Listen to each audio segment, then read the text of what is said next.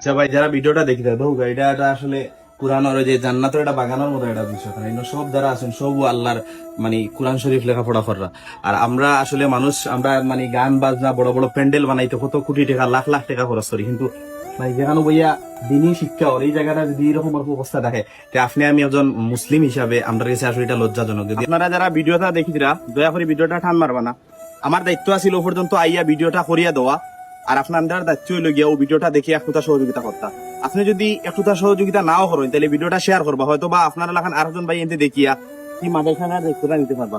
আমরা এই মুহূর্তে আছি সিলেট জেলার খানাইঘাট উপজেলার মন্তাজগঞ্জ বাজারও, এটা হইলে গিয়া জামিয়া মাতানিয়া মন্তাজগঞ্জ মাদ্রাসা। আসলে দুঃখজনক হইলেও সত্য, আপনারা পিছনে যে মাদ্রাসাটা দেখিছিলা, গত তুফানে মাদ্রাসাটা এমন বাড়ে ভাঙ্গিছে, উপরের এপারে টিন টান সবকিছু উড়াই নিছে। কি এমন তো অবস্থায় ও ওনার ভিতরে ক্লাস করা চলে। শিশু এবং শিক্ষার্থীরা মূলত এখানে নুরানি শাখা এখানে 3য় শ্রেণী পর্যন্ত আছেন, এবং এই মাদ্রাসার প্রায় 250 স্টুডেন্ট আছেন। আপনারা দেখি লগে আমরা লগে মাদ্রাসার মুক্তবিন এবং মাদ্রাসার শিক্ষক বৃন্দরা আছেন।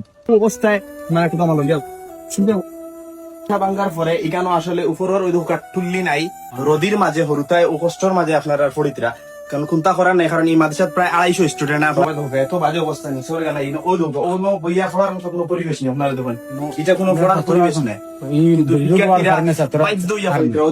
উপর ভাঙ্গা আজকে 4 দিন হয়ে গেছে মাদ্রাসাটা এই অবস্থা, কিন্তু কিছু করা যায় না যেহেতু মাদ্রাসার কোনো ক্যাশ ক্যাপিটাল নাই।